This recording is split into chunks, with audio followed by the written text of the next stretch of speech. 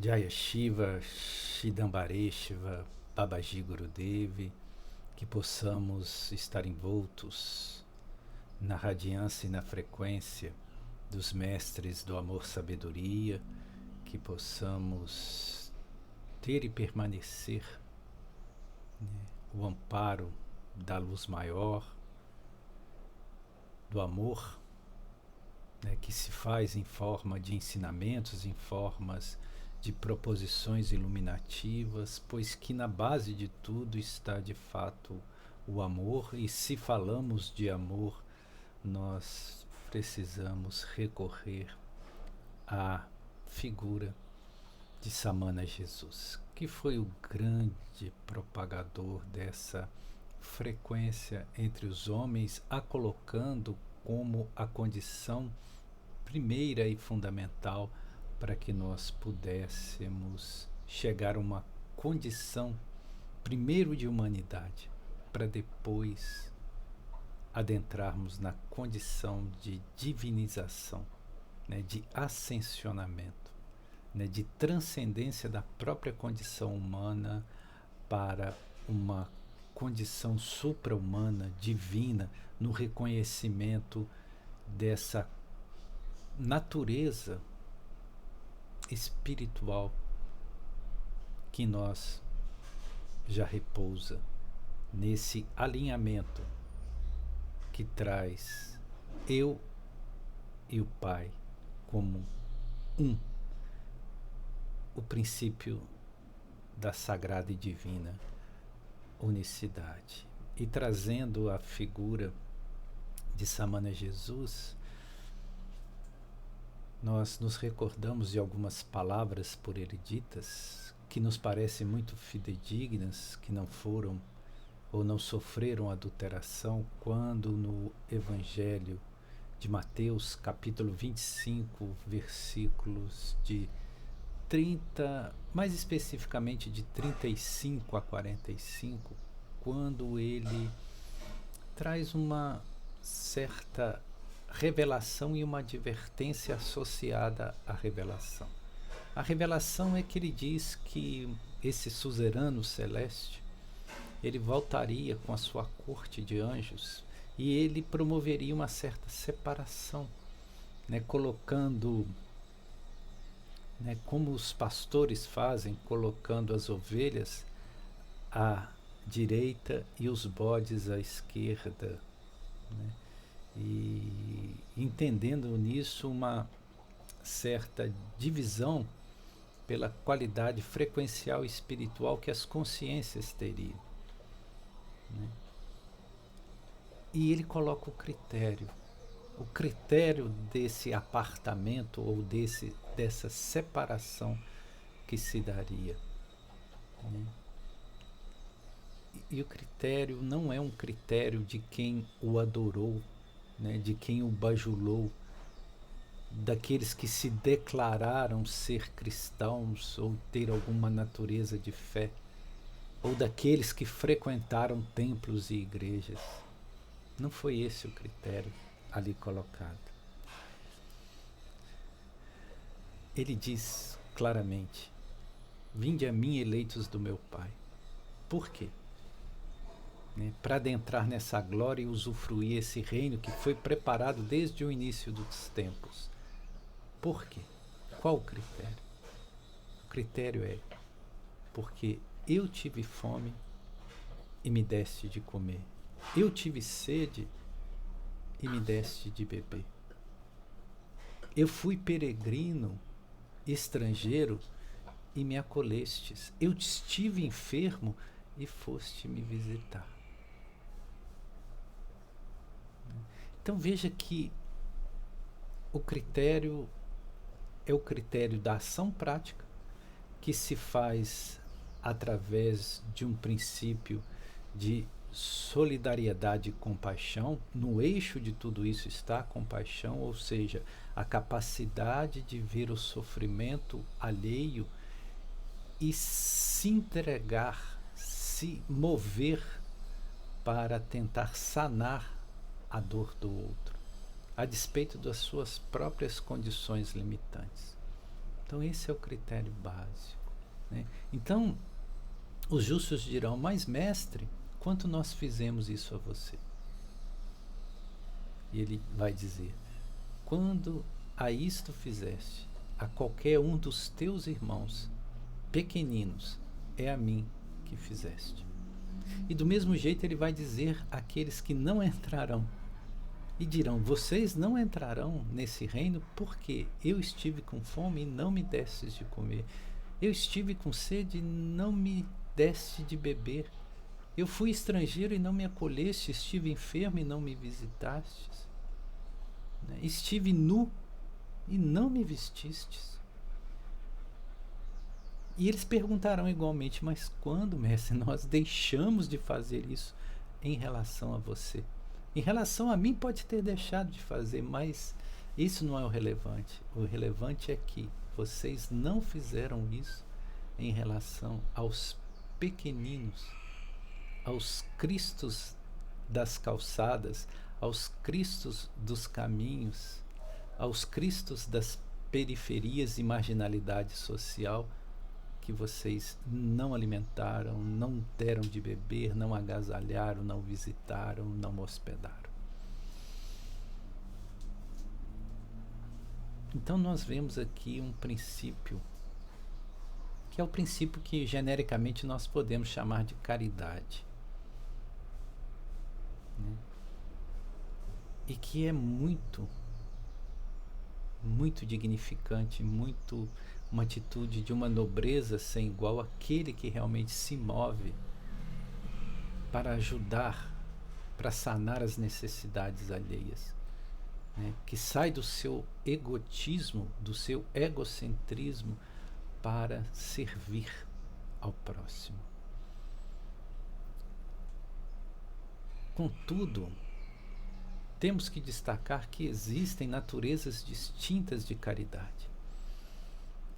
A caridade material é fundamental para aquele que tem emergência de necessidades. Só que a caridade material, ela atende uma necessidade que é uma necessidade imediata e no plano material, no nível físico, como o alimento, o agasalho, a água, né, a hospedagem, o tratamento de saúde. Só que existe, acima da caridade material, uma outra natureza de caridade, que é a caridade iluminativa. Porque todas essas necessidades materiais, todas essas carências e misérias humanas vividas nesse planeta, advêm de um estado de escuridão e ignorância por não ter o espírito ascensionado para além das condicionantes materiais, onde todas essas circunstancialidades de sofrimento e dor não mais se faça possível, por estar esse ser, essa consciência, esse espírito, até mesmo na condição de não mais necessitar encarnar em corpos físicos. E não só em corpos físicos, mas também em nenhuma necessidade ou nenhuma carência de qualquer ordem, porque está harmonizado com o plano da luz, e o plano da luz é pura abundância, é absoluta abundância, né? Então a caridade iluminativa, porque quando você traz a luz que dissipa a ignorância, você ajuda não uma necessidade imediata, mas uma necessidade atemporal. Porque aquele que recebe a luz que dissipa a ignorância, ele cria em seu próprio ser os mecanismos de superação de todas as necessidades. Porque ele se ilumina. Ele traz para ele um padrão vibracional que vai construir o entorno material favorável.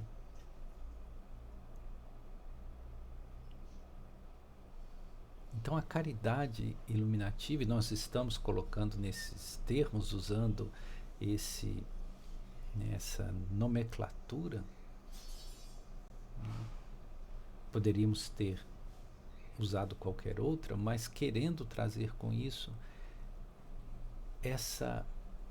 esse serviço das hierarquias instrutoras planetárias nessa urgência desse momento para que se traga o conhecimento libertador, para que se traga as condições para que cada ser individualmente possa fazer a sua revolução de alma, a sua reforma, a sua ressignificância, e perceber que toda a potencialidade divina já repousa nela, que ela não precisa de pedir, que ela não precisa de mendicância para que o que vem de fora lhe socorra, uma vez que todas as potencialidades de auxílio já encontram na sua própria presença divina e sagrada, e que ele, como agente co-criador, como princípio inteligente, ativo, agente causal, ele pode determinar: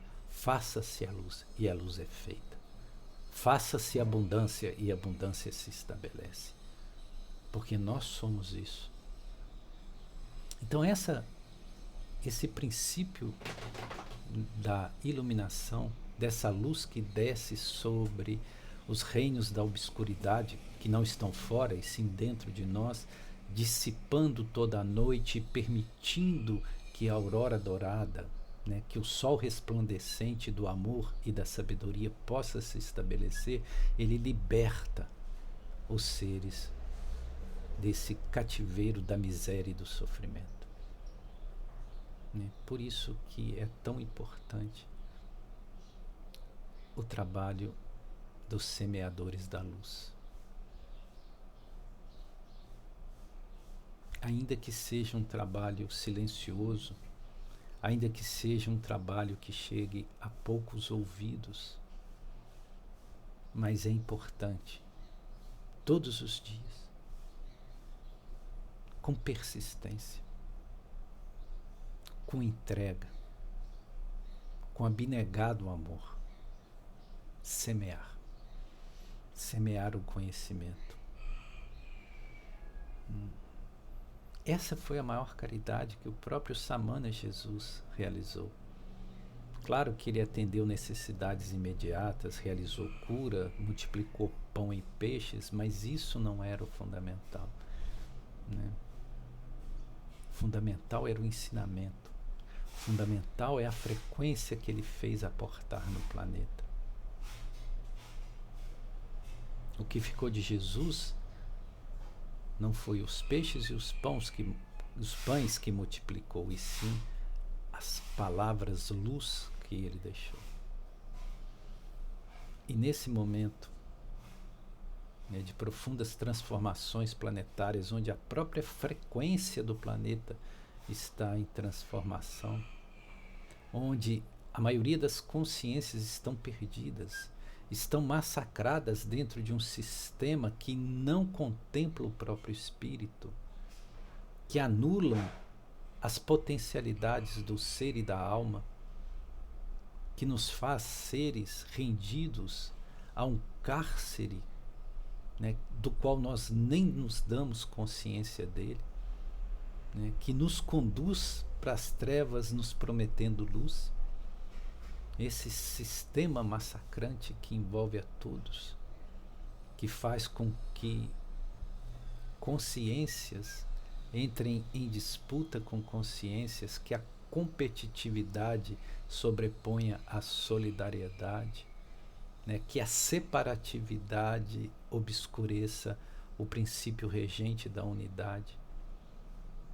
Todos esses padrões, todos esses parâmetros adoecidos que regem essa sociedade na qual nós nos fizemos imersivos, naturalmente pela condição encarnatória dentro desse planeta e corpo físico, mas que agora precisa ser radicalmente transformado.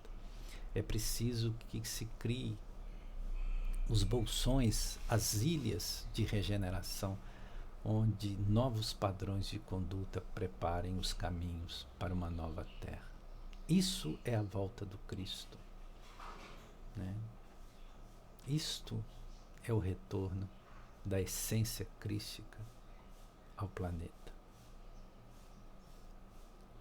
E se faz urgente que essa natureza de trabalho, de esclarecimento, de divulgação das verdades milenares e eternas, assim como das verdades revelativas que não deixam de chegar ao planeta, em associação e alinhamento com todos os seres consciais do princípio crístico instrutor planetário, com todos os mestres do amor-sabedoria, para que isso realmente possa aportar nas consciências e corações de todos. Esta é uma natureza de trabalho que todos nós estamos sendo convocados a realizar.